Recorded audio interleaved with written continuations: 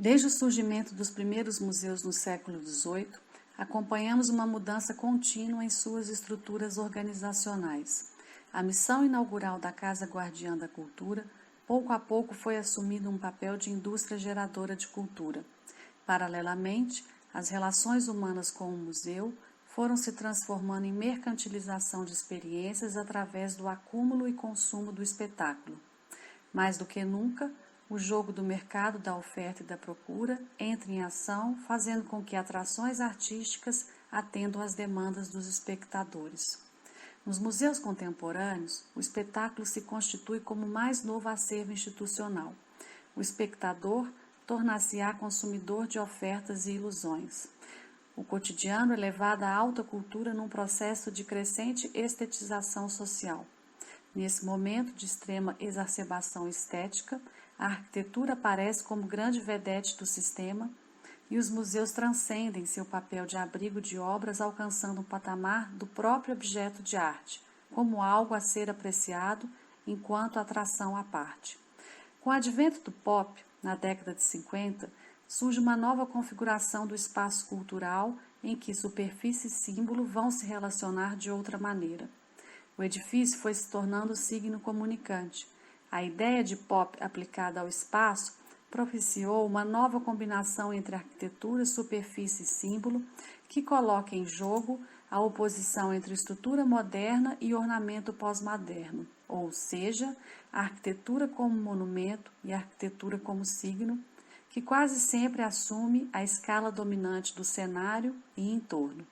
A transparência literal vai deixando de ser um valor em produção arquitetônica.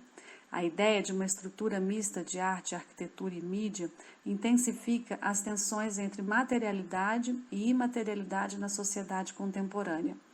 A opacidade enigmática é convertida num espetáculo em si mesmo, em que vivemos sob o império da imagem. Forma e arquitetura vêm evoluindo a partir da experiência da arquitetura e da cidade como simulacro, onde um conjunto de imagens e movimentos parecem ser mais reais que a própria realidade. Em meio a esse cenário cultural, em 2002, na cidade de Brumadinho, Minas Gerais, foi fundado o Museu Inhotim, aberto ao público em 2006, uma grande instituição de arte contemporânea, centro de referência em âmbito mundial. Construído com acervo particular do empresário Bernardo Paz, gradualmente tornou-se o maior museu de arte contemporânea a céu aberto do mundo e veio traduzir concretamente o processo de crescente estetização da cultura, dos museus e da própria arte.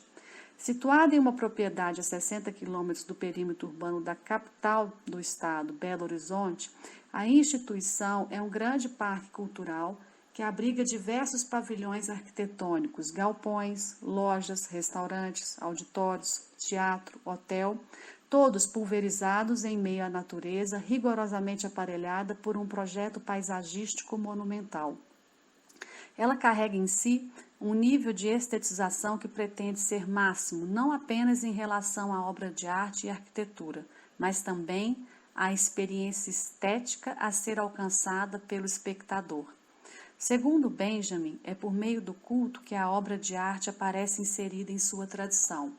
Para o autor, o valor único da obra de arte autêntica tem seu fundamento no ritual, no qual ela teve seu valor de uso original e primeiro. Tendo isso em vista, ao observar a linha curatorial de Inhotim, percebe-se uma busca, além da exposição das obras de seu acervo, de construir moradas para as mesmas. Pode-se inferir que o movimento de retirar a obra do mercado de arte e deslocá-la para um pavilhão, tal como ocorre em Inhotim, remete a certa ancestralidade ritualística que pretende devolver a obra ao seu lugar de origem, ou ainda a um lugar que a carregue de espiritualidade.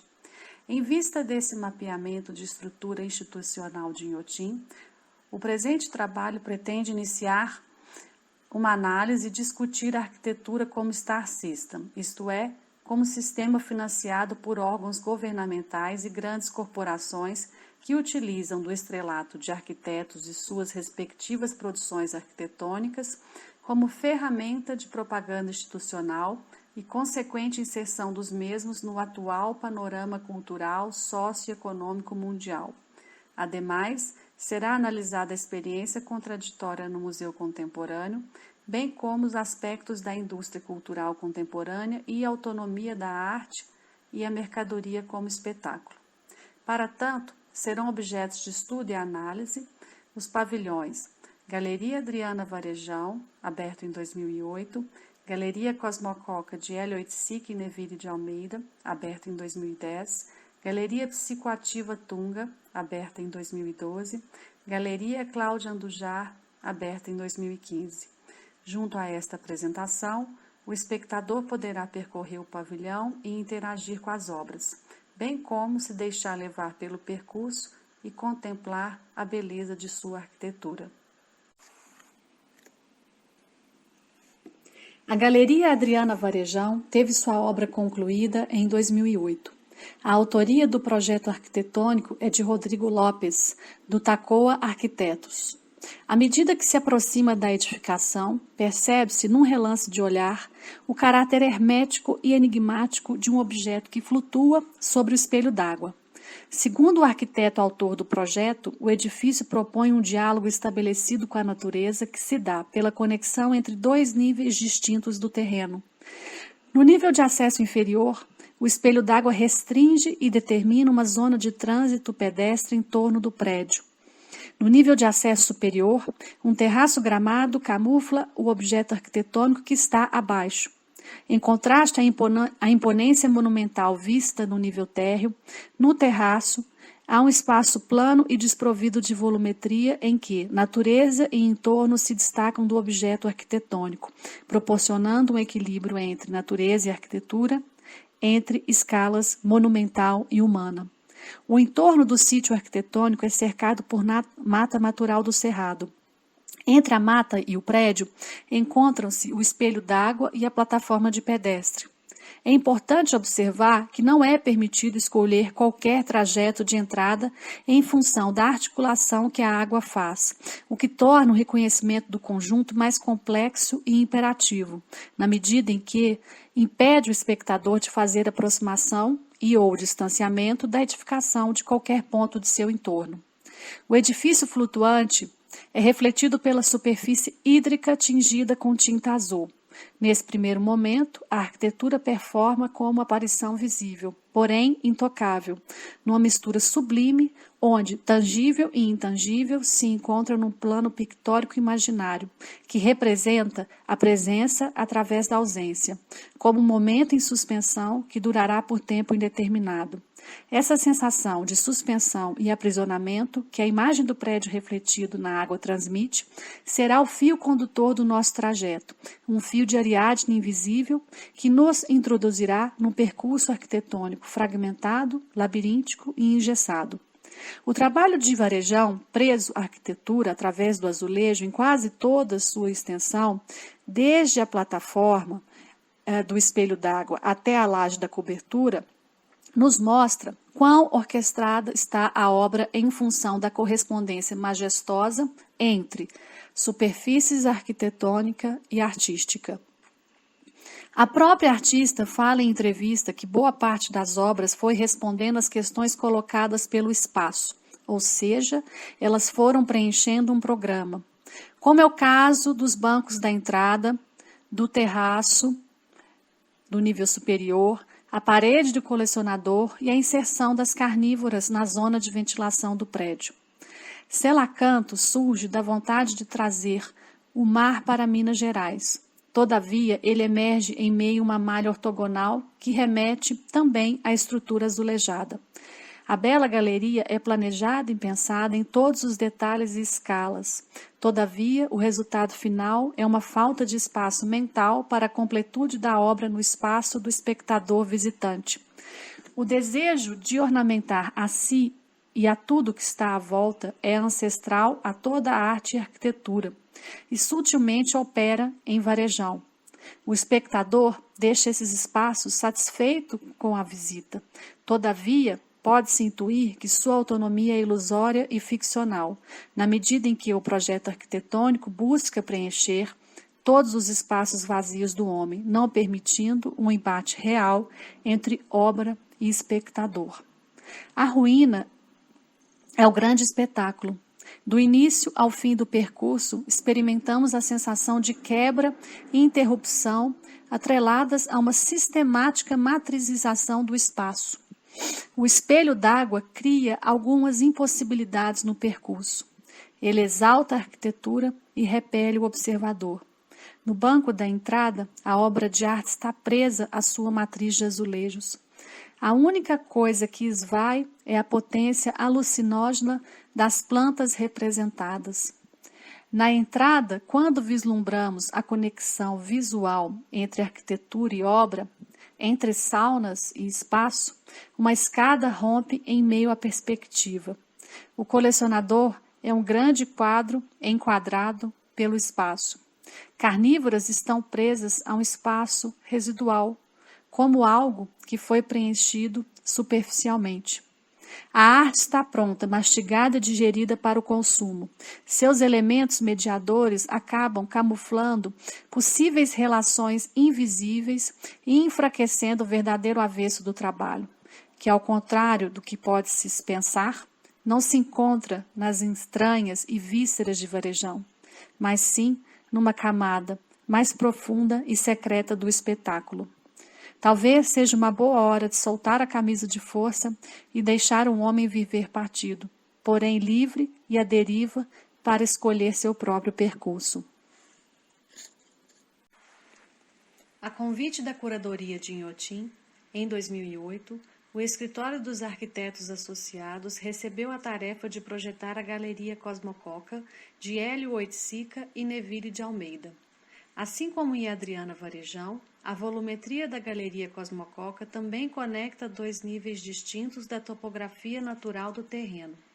Ao total, são 4 entradas de acesso à edificação, onde todas elas convergem para um hall central que abriga os acessos das 5 salas expositivas.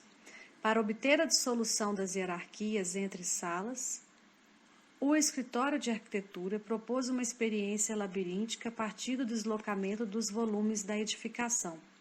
Surge, assim, um hall entrecortado, mediando o percurso do espectador como um vetor de expansão espacial que caminha entre o achatamento e penumbra do hall de acesso até a explosão imagética da grande sala expositiva.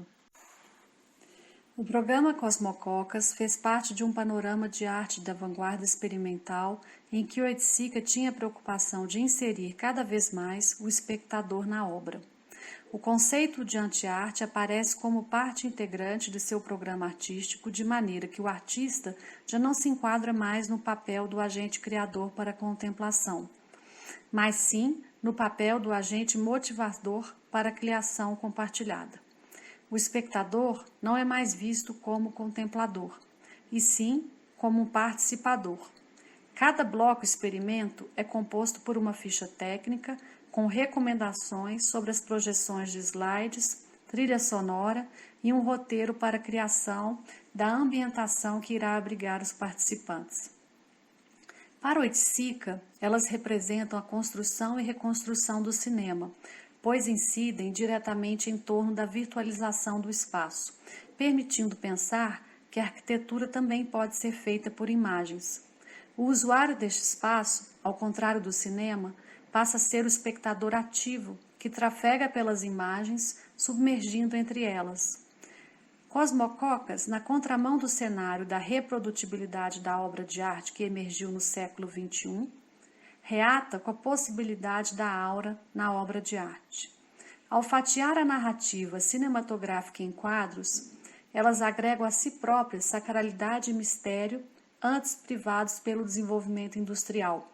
Sua imagem foi recapturada e congelada, logo, ela volta a existir de forma autônoma. A mão e o gesto dispensados pela fotografia voltam através do desenho da mancoquilagem, reintroduzindo simbolicamente a obra ao âmbito de sua tradição ritualística e inaugural. A narrativa criada pelas mancoquilagens acaba por devolver às fotografias das celebridades algo que lhes foi retirado pela indústria. Toda impureza emerge criando uma capa aurática e comunicante das personagens representadas. O valor de culto é resgatado e a narrativa da obra começa a emergir através das carreiras do pó, que ora revelam, ora ocultam a essência de seus personagens. A inserção espontânea e alheia do espectador nas mise-en-scènes propostas em cada programa emergem ironicamente como forma de resgate do recolhimento de outrora. A apropriação do espaço, seja ela lixar as unhas, encostar-se em espumas no chão, jogar balões ao alto, nadar em piscina iluminada ou deitar-se numa rede, ocorrerá de forma concomitantemente distraída e recolhida. Valor de culto e valor de exposição misturam-se num jogo instalativo que dá origem a um programa que oscila entre o ritual místico e a crítica cultural, que discute e incorpora ao mesmo tempo campos múltiplos do panorama sociocultural americano e função política e social da arte fora dos museus e nas ruas, unindo, desta forma, arte e vida. No movimento contrário à proposta inicial de seu local de origem, num apartamento nova-iorquino, o espectador visitante da Galeria Cosmocoque em Inhotim passa descompromissadamente pela galeria sem hora marcada, trafegando pelas instalações como e quantas vezes quiser. A partir do momento em que a obra é inserida num contexto da indústria cultural de massas, ou seja, no contexto de uma galeria, ela perde sua potência ritualística e acaba sendo mais um exemplo de massificação da recepção coletiva da obra de arte no panorama cultural. Nesse momento, a relação distraída opera uma apreensão superficial entre espectador e obra enquanto bem de consumo. A arquitetura, que poderia se mostrar como parceira criativa, acaba gerando atrito entre forma e paisagem, entre interior e obra montada. O resultado é um pavilhão de escala monumental que concorre ao mesmo tempo com seu entorno e seu interior. A sensação visual é de que ele é grande em excesso por fora e tacanho assaz por dentro.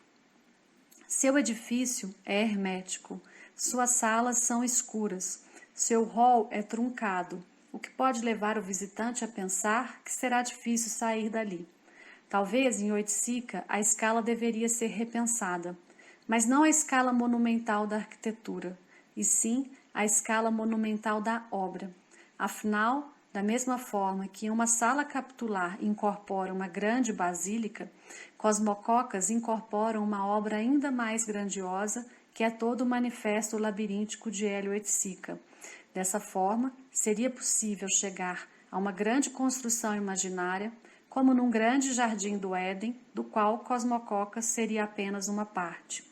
Poder-se-ia, então, experimentar um novo lugar em que museu e cidade, arte e vida, luz e trevas, sagrado e profano, se misturariam em meio a um grande labirinto repleto de mitos e ídolos que ocultam em seu centro a aura perdida.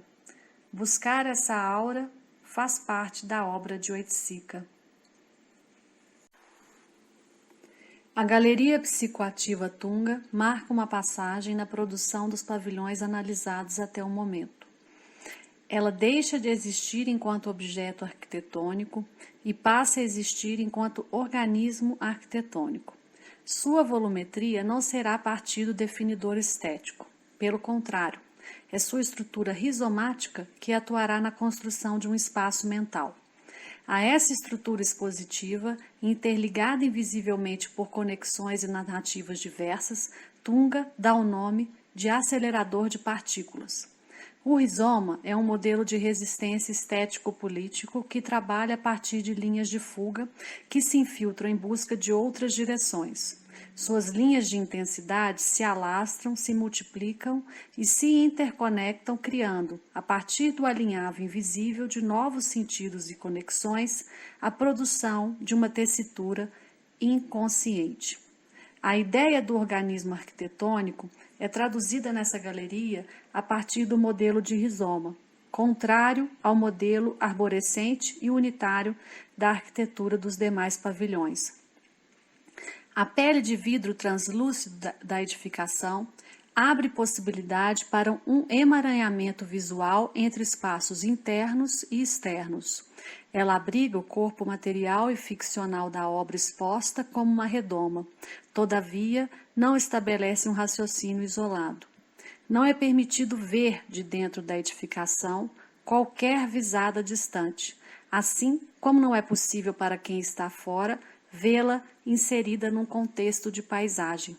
O conjunto da obra emerge como um grande teatro sem plateias, sem roteiro, sem demarcações. E por isso, os performers não desempenham papéis de atores, mas sim de corpos atuantes. Em suas instaurações, humanos se integram à obra. O resultado emerge como um corpo vibrátil, que é sobreposto pela instauração, que dá à luz a instalação num exercício constante de busca do que está reprimido. Os objetos passam a ser protagonistas à medida que vão sendo ativados e transformados em narrativas ritualísticas. Nesse momento, a caixa de vidro de Tunga se transforma numa máquina de olhar e viver, sensações, ficções, irrupções e narrativas. Ela se torna um palco-lugar. Ela se torna uma máquina de olhar que pretende ativar o percurso do espectador visitante enquanto espectador envolvido. A galeria psicoativa abarca uma grande mitologia tungiana, onde assuntos conflituosos se ramificam e se tocam, compondo um grande acelerador de partículas em plena ação. A estrutura do pavilhão se comporta de maneira rizomática, proliferando múltiplas possibilidades e narrativas que vão encobrindo seu trabalho de novos significados para além daqueles determinados em sua fase inaugural. A arquitetura não compete com a obra, pelo contrário, ela se mostra parceira criativa, nem neutra, nem competitiva. Assim como a catedral gótica filtra a luz que atravessa seus vitrais, o pavilhão envidraçado de Tunga filtra a energia ancestral que circula entre corpo e obra, entre galeria e natureza, entre ancestralidade e contemporaneidade. A igreja gótica cria um espaço de introspecção. A galeria psicoativa cria um espaço de conexão. O pensamento simbólico precede a linguagem e a razão discursiva. Além disso, revela aspectos da realidade que respondem a uma necessidade de pôr a nu as mais secretas modalidades do ser. Chega-se então a um ponto em que a interdisciplinaridade é concebida como valor na produção arquitetônica em Inhotim, onde sinapses e aceleradores de partículas conformarão um grande ecossistema que não tem começo nem fim. Essa conformação permite voltar o olhar para o interior da edificação e confrontar as obras que emanam a energia potencial da instalação que já aconteceu. Estamos numa caixa de olhar, em que olhar o objeto torna-se tão importante quanto o próprio objeto. Afinal, em Tunga, a obra de arte é o que resta, e não será mais o nu, mas o ato de ver nu que se torna a questão.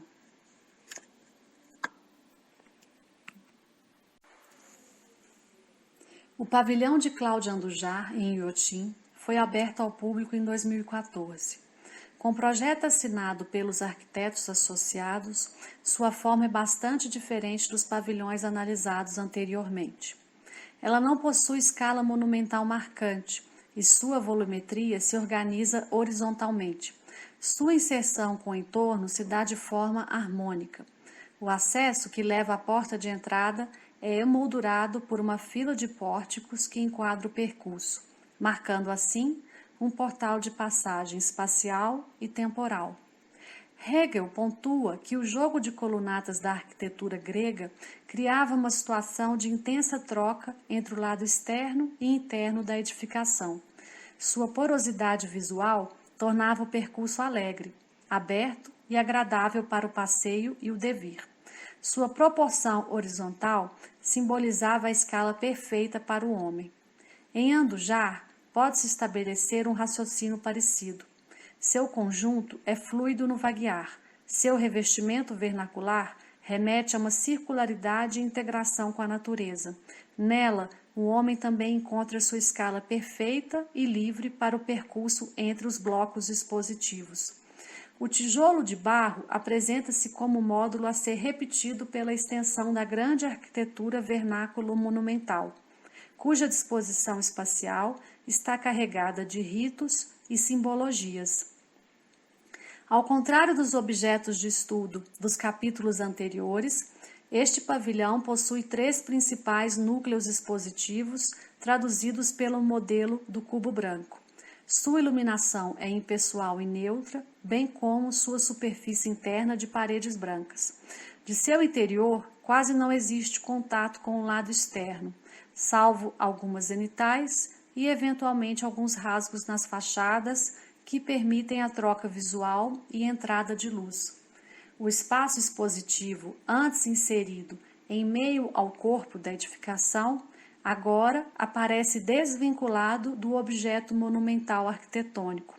A articulação do conjunto de salas se dá através do percurso desenvolvido pelo espectador visitante nos corredores, bem como em seus momentos de pausa no pátio interno.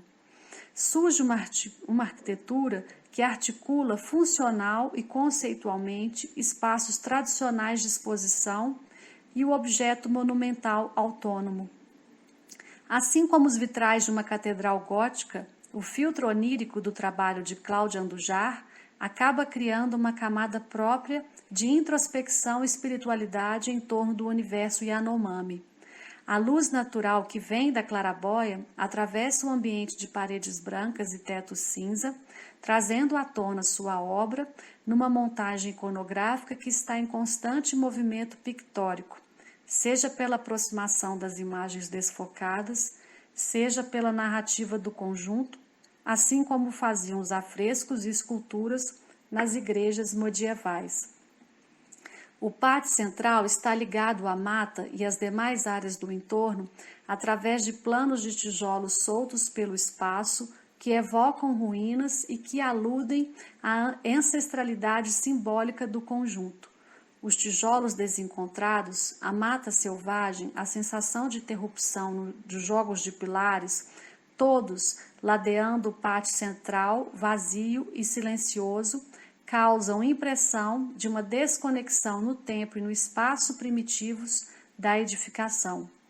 A sensação que se tem é de visitar um lugar em ruínas, cuja civilização só existe na memória e há tempos desapareceu. Como um rosto indígena sobreposto à pedra, tem-se na Galeria Cláudia Andujar uma representação sutil, mas não menos monumental, da magnitude invisível da nação Yanomami. Ela representa uma ruína às avessas. Ela não cultua a morte, mas procura guardar a imagem e história daqueles que estão na iminência do desaparecimento. Seu conteúdo remete a um memorial que ainda vai existir, ou um corpo que ainda será reconstruído. Talvez a ideia da vinda de um xamã seja algo a se cultuar na esperança de que voltem os tempos fortes. A reconstrução da imagem da mercadoria é um dos principais temas da modernidade capitalista. A atualidade, então, é marcada pela cultura de marketing em que o estilo de vida, mais do que nunca, é um tópico de venda e de reconhecimento entre capitalismo e indivíduo. Nesse sentido, as pessoas precisam de diretrizes para uma vida guiada e projetada. Se antes importava a combinação entre signo e mercadoria, atualmente o que vale é a mercadoria espaço, como é o caso de shopping centers, museus, spas, parques de diversões, hotéis e outros complexos similares. Nesses lugares, tudo é mediado pela venda de um modo de vida, digerido e enlatado, pronto para o consumo, seja na mesa de um restaurante, seja numa sala de exposição. Assim como qualquer outro produto, a arte na atualidade está no mercado que já absorveu os modos de produção artística como forma de alimentação do próprio sistema. Nesse sentido, as reflexões e proposições sobre as práticas da arte contemporânea estão num campo muito contraditório e volátil da existência e cultura contemporâneas. Benjamin considera que é por meio do culto que a obra de arte aparece inserida em sua tradição. Segundo ele, o valor único da obra de arte autêntica tem seu fundamento no ritual, no qual ela teve seu lugar, original e primeiro. De forma similar, o movimento de retirar a obra dos ateliês e do mercado de arte para deslocá-los para um pavilhão remete a um lugar que a carregue de espiritualidade, de forma que neles estarão acumulados os grandes tesouros culturais da arte contemporânea. Sobre esta ótica, pôde-se averiguar entre os objetos estudados que alguns pavilhões de Inhotim mais roubam a cena e o lugar de culto do que lhe devolvem ao local de origem. Pôde-se perceber ao longo do trabalho que não houve em parte dos pavilhões espaço fértil e propício para a contemplação. Benjamin dizia que a tecnologia não mudou somente as imagens, mas, sobretudo, nossa forma de olhar. Como falar em aura num futuro em que não saberemos mais o que ela significa? Musil alega que o homem já não vive mais no âmbito pessoal, diluído na massa, e tampouco se responsabiliza pelas próprias atitudes. Feuerbach, citado no prefácio de Debord, afirma que nosso tempo prefere a imagem à coisa, a cópia à original, a representação à realidade, a aparência ao ser. Bauman afirma que na pista que leva à felicidade não existe linha de chegada. Os pretensos meios se transformam em fins. E o único consolo disponível para o estado chamado felicidade é permanecer no curso enquanto se está na corrida, sem cair exausto e não receber nenhum cartão vermelho, na esperança de uma vitória futura que se mantém viva. Por sua vez, Adorno afirma que o valor de mercado não deixa lugar para a felicidade da contemplação. Novalis afirma: a religião é a poesia prática, e a poesia é a religião original da humanidade. De acordo com o autor, a história da poesia moderna é a história da fascinação, do encantamento. Se na Idade Média a poesia era a alma da religião, na Idade Romântica ela era sua rival, mas ainda assim era a própria religião. A linguagem não mais correspondia à necessidade material do homem, mas sim à paixão e imaginação. Sem imaginação poética não haveria mitos e escrituras sagradas, e de acordo com Paz, a religião sempre confiscou os produtos da imaginação para os seus próprios fins. A religião se apoderou de visão poética de mundo e a transformou em suas crenças. A grandiosidade de sua construção requer concentração de esforços e agrupamento de homens em redor. Dessa forma, ela passa a ser o vínculo novo pelo qual as pessoas se unem, o referencial externo dos costumes e práticas sociais e a base inicial de uma comunidade baseada no patriarcado. Sua utilidade, se é que se pode dizer, é espiritual. Afinal, subir a um zigurate era como estar entre os deuses, ser como eles, ter o seu conhecimento e poder. Se os museus são os novos monumentos da sociedade contemporânea, na medida em que abrigam em seu interior múltiplas facetas de uma sociedade consumista, vazia, iludida, perdida na massa, em busca de significado e felicidade, e sempre alheia de si e de seu tempo, Inhotim poderia representar então essa nova Torre de Babel, que veio através dos tempos para tentar criar um outro início e um outro princípio humano e civilizador da humanidade. Todavia, Babel rompeu. Atentemos, então, às fissuras.